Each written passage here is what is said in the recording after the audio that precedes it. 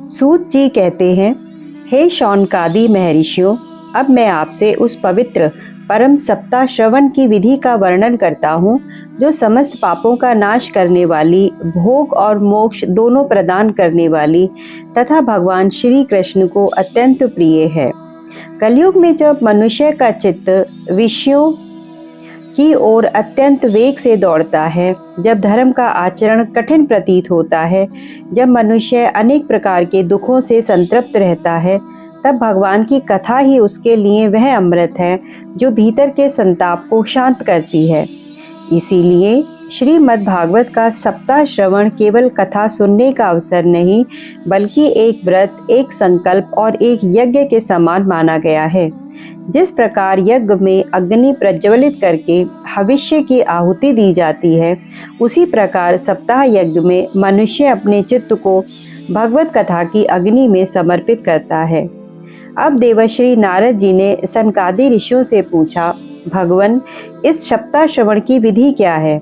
किस काल में कथा प्रारंभ करनी चाहिए? किस प्रकार स्थान तैयार करना चाहिए?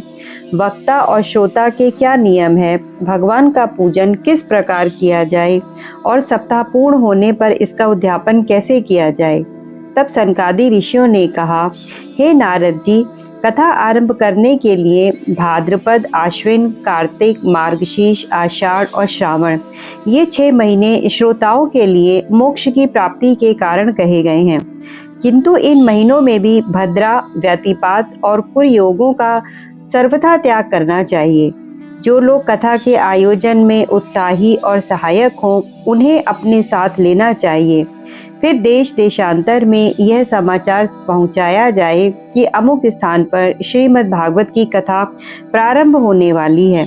सब लोगों को सपरिवार पधारने का निमंत्रण दिया जाए। जो लोग भगवत कथा और संकीर्तन से दूर हो गए हैं, उन्हें भी इस कथा का समाचार मिले, ऐसा प्रयत्न किया जाए।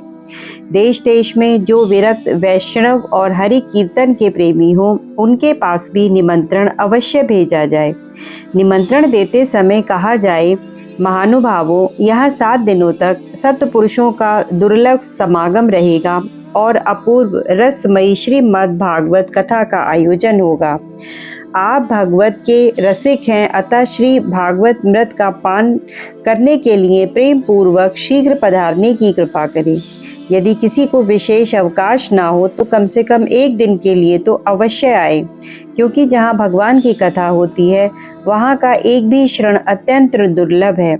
इस प्रकार विनय पूर्वक निमंत्रण देकर आने वाले लोगों के लिए यथोचित निवास की व्यवस्था करनी चाहिए। अब कथा के स्थान का विधान सुनिए। कथा किसी तीर्थ, वन या अपने घर में भी हो सकती है। जहाँ पर्याप्त विस्तृत स्थान हो, वहीं कथा का स्थल बनाया जा सकता है। भूमि का शोधन, मार्जन और लेपन किया जाए। फिर विविध रंगों और धातुओं से सुंदर चौक बनाएं। घर की अनावश्यक सामग्री को एक ओर रख दिया जाए, ताकि कथा के लिए स्थान पवित्र, विस्तृत और व्यवस्थित रहे। कथा आरंभ होने से लगभग 5 दिन पहले ही यत्न पूर्वक आवश्यक बिछावन आदि की सामग्री एकत्र कर लेनी चाहिए। फिर केले के खंभों से सुशोभित एक ऊंचा मंडप तैयार कराया जाए। उस मंडप के चारों ओर फल, फूल और पुष्पों से, पत्रों से अलंकृत किया जाए। चंदोवे लगाए जाएं, चारों ओर ध्वजा पताका लगाई जाए। विविध मंगल द्रव्यों से उस मंडप को इस प्रकार सजाया जाए कि वह किसी साधारण सभा का मंडप न रहकर भगवत भक्ति का पावन सदन प्रतीत हो। मंडप पे कुछ ऊंचाई पर 7 विशाल लोकों की कल्पना करके विरक्त ब्राह्मणों को बुलाकर वहां प्रतिष्ठित किया जाए। उनके लिए यथोचित आसन की व्यवस्था और उनके पीछे कथा वक्ता के लिए एक दिव्य सिंहासन का प्रबंध किया जाए। भक्तों और श्रोताओं के बैठने की दिशा का भी विधान है। यदि वक्ता उत्तराभिमुख होकर बैठे तो श्रोता पूर्वाभिमुख होकर बैठे, अथवा वक्ता और श्रोता दोनों ही पूर्वाभिमुख होकर बैठे। देश और काल को जानने वाले आचार्यों ने श्रोताओं के लिए इसी प्रकार की व्यवस्था बताई है। अब कथा वक्ता के गुण सुनिए। जो वेद शास्त्र की स्पष्ट व्याख्या करने में समर्थ हो, जो विविध दृष्टांतों द्वारा शास्त्रार्थ को समझाने में कुशल हो, विवेकी हो, निस्त्रव्य हो, विरक्त हो, भगवान विष्णु का भक्त हो, ऐसे ब्राह्मण को कथा वक्ता बनाना चाहिए। श्रीमद् भागवत के प्रवचन में पाखंड का प्रचार करने वाले व्यक्ति को नियुक्त न करें। वक्ता के समीप उसकी सहायता के लिए उसी प्रकार के विद्वान व्यक्तियों को रखना चाहिए जो श्रोताओं की शंकाओं का समाधान कर सके और कथा के गूढ़ अर्थ को समझाने में समर्थ हो। कथा आरंभ से एक दिन पूर्व की विधि आती है। वक्ता को व्रत ग्रहण करने के लिए शौर कर्म कर लेना चाहिए। अरुणोदय के समय शौच आदि से निवृत्त होकर अच्छी प्रकार स्नान कर लें। संध्या आदि अपने नित्य कर्मों को संक्षेप में पूर्ण करके कथा में आने वाले विघ्नों की निवृत्ति के लिए श्री गणेश का पूजन करना चाहिए। तदनंतर पितृगण का तर्पण कर पूर्वकृत पापों की शुद्धि के लिए प्रायश्चित करें। फिर एक मंडल बनाकर उसमें श्री हरि की स्थापना करें। इसके पश्चात भगवान श्री कृष्ण को लक्ष्य करके मंत्रोच्चारण पूर्वक क्रमशः षोडशोपचार विधि से पूजन करना चाहिए। आसन, पाद्य, अर्घ्य, आचमन, स्नान, वस्त्र, आभूषण, गंध, अक्षत, पुष्प, धूप, दीप, नैवेद्य, तांबुल, आरती तथा नमस्कार, इन उपचारों से भगवान की पूजा की जाए। पूजा के पश्चात प्रदक्षिणा करके साष्टांग नमस्कार करना चाहिए और तब भक्त भगवान के सम्मुख करुणापूर्वक प्रार्थना करें। संसार सागरे मग्न दीनम माँ करुणा निधे कर्म मोह ग्रहीतांगम मामुदधर भवाण वार्त। हे करुणा निधान, मैं संसार सागर में डूबा हुआ हूँ। अत्यंत दीन कर्म और मोह रूपी ग्राह ने मेरे अंगों को पकड़ रखा है। हे प्रभु, इस भयंकर संसार सागर से मेरा उद्धार कीजिए। इसके पश्चात श्रीमद् भागवत की भी बड़े उत्साह और प्रेम से विधि विधान पूर्वक पूजा करनी चाहिए। धूप, दीप, पुष्प, नैवेद्य आदि से श्रीमद् भागवत का पूजन किया जाए। फिर पुस्तक के आगे नारियल रखकर नमस्कार किया जाए और प्रसन्न चित्त होकर स्तुति की जाए। श्रीमद् भागवत के रूप में आप साक्षात श्री कृष्णचंद्र जी ही विराजमान हैं। हे नाथ, मैंने भवसागर से छुटकारा पाने के लिए आपकी शरण ली है। आप बिना किसी विघ्न बाधा के मेरे इस मनोरथ को सांगोपांग पूर्ण कीजिए। हे केशव, मैं आपका दास हूँ। इस प्रकार दीन वचन कहकर फिर कथा वक्ता का पूजन किया जाए। उन्हें सुंदर वस्त्र और आभूषणों से विभूषित किया जाए। पूजा के पश्चात उनकी स्तुति करके कहा जाए, हे सुख स्वरूप भगवान, आप समझाने की कला में कुशल हैं और समस्त शास्त्रों में पारंगत हैं। कृपया इस कथा को प्रकाशित करके मेरे अज्ञान को दूर कीजिए। इसके बाद अपने कल्याण के लिए प्रसन्नता से वक्ता के सम्मुख 7 दिनों का नियम ग्रहण करना चाहिए। कथा में किसी प्रकार का विघ्न न आए, इसके लिए 5 ब्राह्मणों का वर्ण करना चाहिए। हे द्वादशाक्षर मंत्र ओम नमो भगवते वासुदेवाय का जाप करते रहें। फिर ब्राह्मणों, अन्य विष्णु भक्तों और कीर्तन करने वालों को नमस्कार करके उनकी पूजन करना चाहिए। उनकी आज्ञा प्राप्त करके श्रोता अपने आसन पर बैठे। जो पुरुष लोक, संपत्ति, धन, घर, पुत्र और संसार की अन्य चिंताओं को कुछ समय के लिए त्याग कर शुद्ध चित्त से केवल कथा में अपना ध्यान रखता है, उसे इस श्रवण का उत्तम फल प्राप्त होता है। अब कथा के दैनिक समय का विधान आता है। बुद्धिमान वक्ता को चाहिए कि सूर्योदय से कथा प्रारंभ करें और 3:30 प्रहर तक मध्यम स्वर में अच्छी प्रकार कथा का निरूपण करें। दोपहर के समय 2 घड़ी के लिए कथा को विराम दिया जाए। उस समय कथा के प्रसंग के अनुसार वैष्णव जन भगवान के गुणों का कीर्तन करते रहें। व्यर्थ की बातें ना करें। कथा के समय मल मूत्र आदि के वेग को रोकने के लिए अल्पाहार सुखकारी माना गया है। इसलिए श्रोता केवल एक ही समय भोजन करें। जिसमें सामर्थ्य है वो 7 दिन निराहार रहकर कथा सुने अथवा केवल घी या दूध का सेवन करके ही कथा का श्रवण करे। यहाँ मूल उद्देश्य शरीर को कष्ट देना नहीं है, बल्कि कथा श्रवण में चित्त को एकाग्र रखना है। अब नारद जी ने पूछा, भगवन, नियम पूर्वक सप्ताह श्रवण सुनने वाले पुरुष के और कौन कौन से नियम हैं? तब सनकादि ऋषियों ने कहा, हे नारद जी, नियम पूर्वक सप्ताह सुनने वाले पुरुष विष्णु भक्त की दीक्षा से युक्त होना चाहिए। जो पुरुष नियम से कथा सुने उसे ब्रह्मचार्य का पालन करना चाहिए। भूमि पर शयन करना चाहिए। नित्य कथा समाप्त होने के पश्चात पत्तल में भोजन करना चाहिए। दाल, मधु, तेल, गरिष्ठ अन्न, भावादूषित पदार्थ और बासी अन्न का सर्वदा त्याग करना चाहिए। काम, क्रोध, मद, मान, मत्सर, लोभ, दंभ, मोह और द्वेष को अपने समीप भी नहीं आने देना चाहिए। वेद, वैष्णव, ब्राह्मण, गुरु, गो सेवक तथा स्त्री, राजा और महापुरुषों की निंदा से भी बचना चाहिए। सर्वदा सत्य, शौच, दया, मौन, सरलता, विनय और उदारता का व्यवहार करना चाहिए। जो धनहीन है, रोग से पीड़ित, भाग्यहीन है, पाप से संतृप्त, पुत्रहीन अथवा मोक्ष की इच्छा रखने वाले हैं, वे भी श्रद्धापूर्वक इस कथा का श्रवण करें। शास्त्र में उन स्त्रियों के लिए भी कथा श्रवण का विशेष उल्लेख मिलता है जो संतान संबंधी दुखों से पीड़ित हैं। जो स्त्री बांझ हो, जिसका गर्भ गिर जाता हो, जिसकी संतान ना हो अथवा जिसकी संतान एक ही हो, वह भी यत्न पूर्वक इस कथा को सुने। विधि पूर्वक कथा श्रवण करने से ही उन्हें अक्षय फल की प्राप्ति होती है, ऐसा शास्त्र का कथन है। अब इस सप्ताह व्रत के पालन के पश्चात उद्यापन का विधान सुनिए। जो व्यक्ति इस व्रत का विशेष फल चाहता है, वह जन्माष्टमी व्रत के समान ही इस कथा व्रत का उद्यापन करे। किंतु भगवान के अकिंचन भक्तों के लिए उद्यापन का कोई आग्रह नहीं है। वे तो निष्काम भगवत भक्त हैं और श्रवण मात्र से ही पवित्र होते हैं। इस प्रकार सप्ताह की विधियों का पालन करने के पश्चात सप्ताह यज्ञ की पूर्णता की जाती है।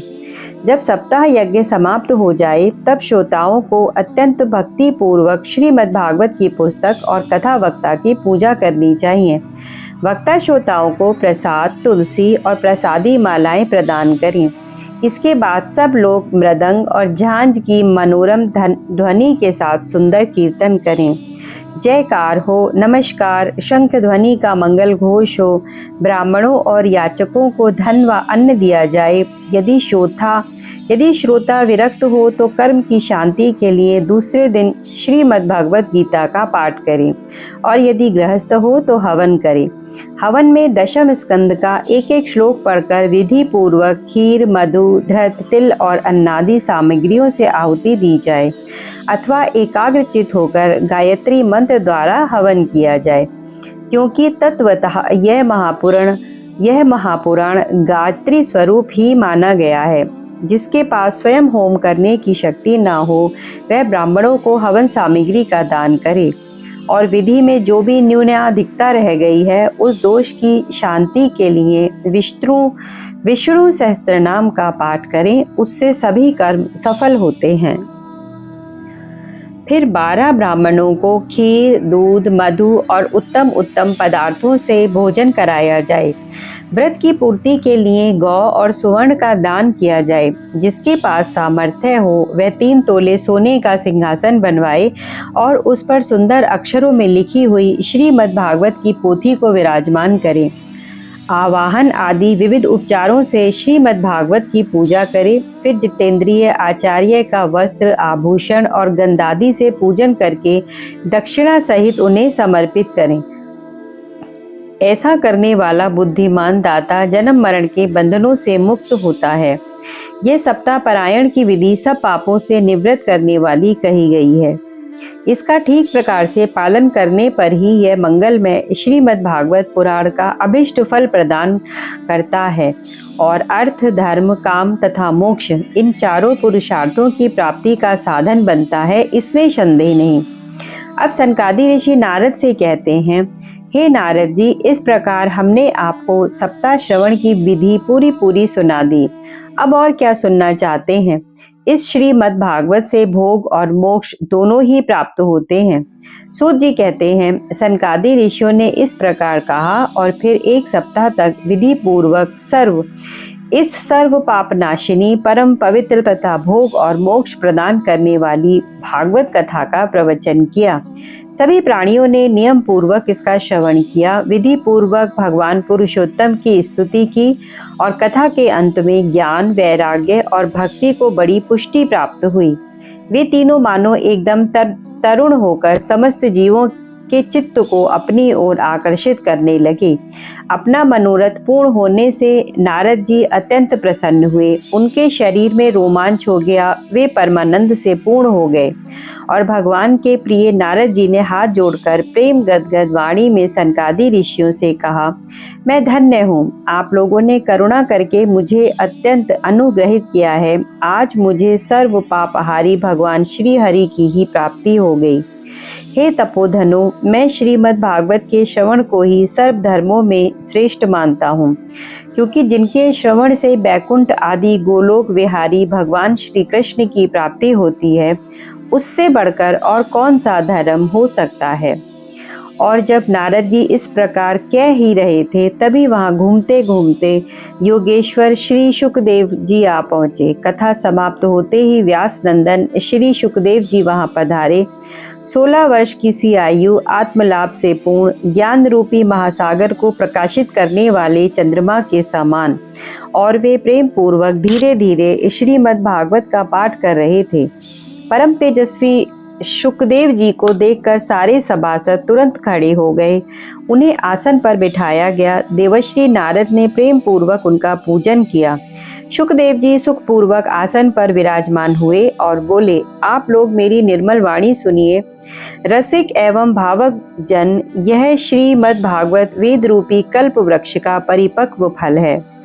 श्री सुखदेव जी रूपी शुक के मुख का संयोग होने से यह अमृत रस से परिपूर्ण हो गया है। यह रस ही रस है, इसमें न छलका है और न गुठली। यह इसी लोक में सुलभ है। इससे तीनों तापों की शांति होती है। जो इसका आश्रय ग्रहण करता है, उसके लिए दूसरे शास्त्र अथवा साधनों की आवश्यकता नहीं रह पाती।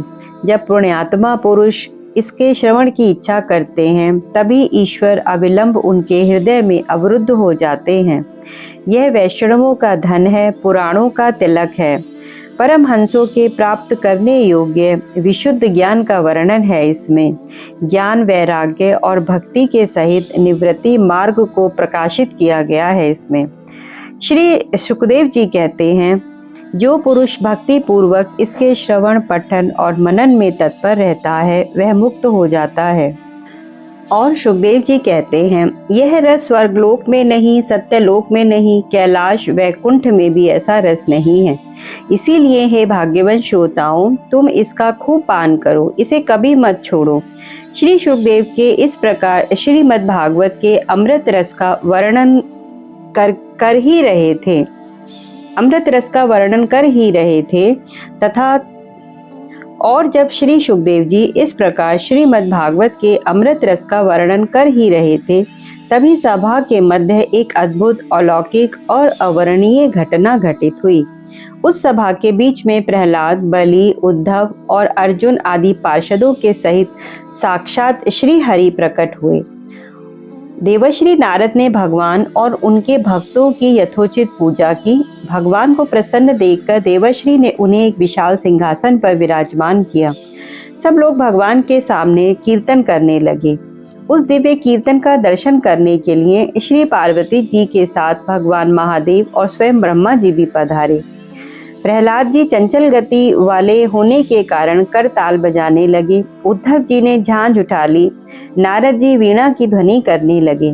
स्वर विज्ञान में कुशल होने के कारण अर्जुन राग अलापने लगे। इंद्र ने मृदंग बजाना आरंभ किया। सनकादि ऋषि बीच बीच में भगवान का जय घोष करने लगे और इन सबके आगे श्री सुखदेव जी तरह तरह की सरस अंग भंगिमा करके भाव व्यक्त करने लगे। और इन सबके बीच परम तेजस्विनी भक्ति, ज्ञान और वैराग्य तीनों नटों के समान नृत्य करने लगे। ऐसा अलौकिक कीर्तन देखकर भगवान अत्यंत प्रसन्न हो गए। उन्होंने कहा, मैं तुम्हारी इस कथा और कीर्तन से बहुत प्रसन्न हूँ। तुम्हारे भक्ति भाव ने इस समय मुझे अपने वश में कर लिया है, इसलिए तुम लोग वर मांगो। भगवान के ये वचन सुनकर सभी लोग अत्यंत प्रसन्न हुए, प्रेम से उनके हृदय द्रवित हो गए। तब भगवान ने कहा, हमारी ये अभिलाषा है कि भविष्य में जहाँ कहीं भी सप्ताह कथा हो, वहाँ आप इन पार्षदों के सहित अवश्य पधारें।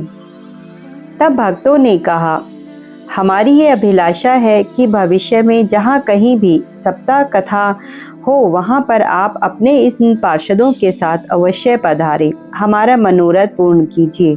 तब भगवान ने कहा, तथास्तु, और वे अंतर्ध्यान हो गए। उसके बाद नारद जी ने भगवान और उनके पार्षदों के चरणों में प्रणाम किया। शुकदेव आदि तपस्वियों को भी नमस्कार किया। कथामृत का पान करने से सब लोगों को अत्यंत आनंद हुआ, उनका सारा मोह नष्ट हो गया और वे सब अपने अपने स्थानों को चले गए। भक्ति के दोनों पुत्रों ज्ञान और वैराग्य के सहित अपने शास्त्र में स्थापित कर दिया।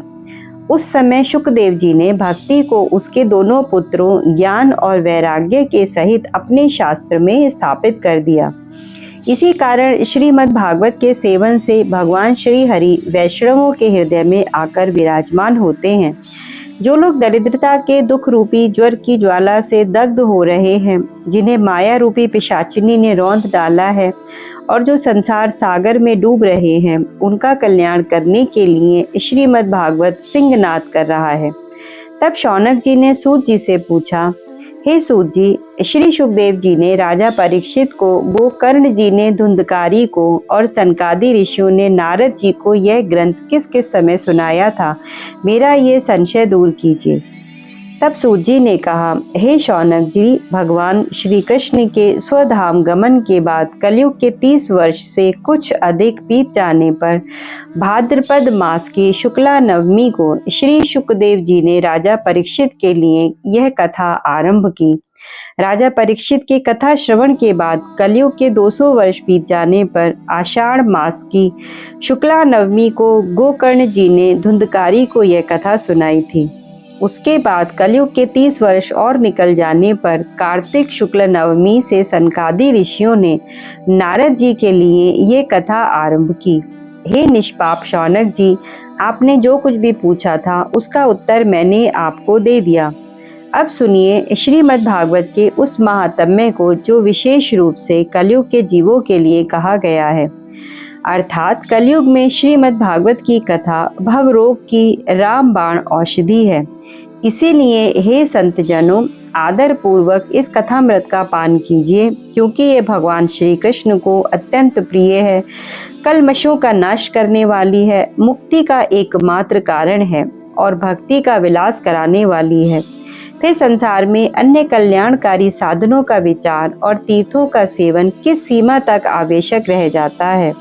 शास्त्र यहाँ तक कहता है कि यमराज भी अपने दूतों से कहते हैं, जब तुम किसी ऐसे पुरुष को देखो जिसके जीवन में भगवान की कथा का रस उतर गया है, जो हरि कथा में मत्त है, जो श्री हरि के नाम और गुणों में लीन है, तो उससे दूर रहना।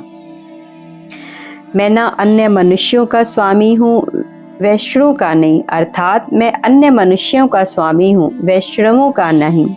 और फिर भागवत महात्म्य का एक अत्यंत मार्मिक आवाहन आता है। इस संसार में विषय रूपी विष की आसक्ति से जिनकी बुद्धि व्याकुल हो गई है, हे मनुष्यों, अपने कल्याण के लिए आधे क्षण के लिए भी इस शुक कथा रूपी अनुपम सुधा का पान करो।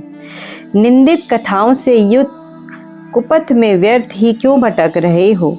जिस क्षण यह कथा कान में प्रवेश करती है, उसी क्षण मुक्ति का मार्ग खुलता है और इसके साक्षी स्वयं राजा परीक्षित हैं। श्री सुखदेव जी ने प्रेम रस के प्रवाह में स्थित इस कथा को कहा था। जिसके कंठ का संबंध इस कथा से हो जाता है, वह वैकुंठ के स्वामी से भी संबंध बना लेता है।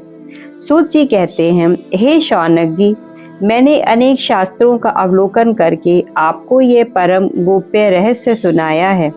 यह सब शास्त्रों के सिद्धांतों का निचोड़ है। संसार में इस शुक शास्त्र से अधिक पवित्र वस्तु कोई और नहीं है। जो पुरुष नियम पूर्वक इस कथा का भक्ति भाव से श्रवण करता है और भगवत भक्तों के सामने इसका पाठ करता है, वे दोनों विधि पूर्वक इसका यथार्थ फल प्राप्त करते हैं। उनके लिए त्रिलोकी में कुछ भी असाध्य नहीं रह जाता है। और इस प्रकार श्रीमद् भागवत महात्म्य का यह श्रवण विधि पूर्वक पूर्ण होता है। इति श्री पद्म पुराणे उत्तरखंडे श्रीमद् भागवत महात्म्ये श्रवण विधि कथन नामा षष्ठोध्याय समाप्तमिदं श्रीमद् भागवत महात्म्य। हरि ओम तत्सत। और अंत में, हे भागवत रस के पिपासु भक्तजनों, इस संपूर्ण सप्ताह यज्ञ का सार यही है कि 7 दिनों तक इस कथा को सुनकर हम केवल कथा समाप्त ना करें, सप्ताह समाप्त हो जाए पर श्रवण समाप्त ना हो, हवन की अग्नि शांत हो जाए पर हृदय में भक्ति की अग्नि शांत ना हो, मंडप उतर जाए पर मन के भीतर भगवान का सिंहासन बना रहे, प्रसाद समाप्त हो जाए पर भगवान के नाम का माधुर्य समाप्त ना हो, और कथा वक्ता अपने स्थानों को लौट जाएं और उनके द्वारा सुनाया हुआ श्री हरि नाम हमारे अंतःकरण में गूंजता रहे। क्योंकि श्रीमद् भागवत का अंतिम प्रयोजन केवल यह नहीं है कि हम भगवान की कथा जान लें, प्रयोजन ये है कि भगवान हमारे हृदय में प्रतिष्ठित हो जाए।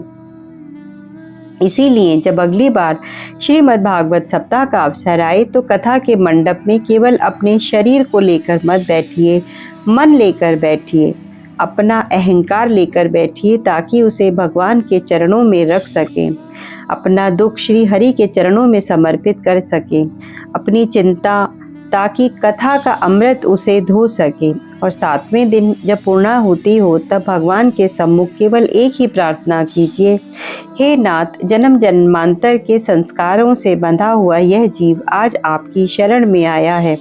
मेरे भीतर जो कुछ भी अशुद्ध है उसे अपनी कथा की अग्नि में भस्म कर दीजिए। मेरी वाणी को हरि नाम दीजिए, मन को भक्ति, बुद्धि को विवेक दीजिए, जीवन को वैराग्य का प्रकाश दीजिए। और जब अंतिम समय आए तो मेरे कंठ में केवल आपका नाम हो, श्री कृष्ण श्री कृष्ण श्री कृष्ण। और इसी भाव के साथ श्री सुखदेव भगवान की जय, देवर्षि नारद, सनकादि ऋषि और श्रीमद् भागवत पुराण की जय, श्री हरि भगवान, श्री राधा कृष्ण भगवान की जय। ओम नमो भगवते वासुदेवाय, ओम नमो भगवते वासुदेवाय। हरि ओम तत्सत।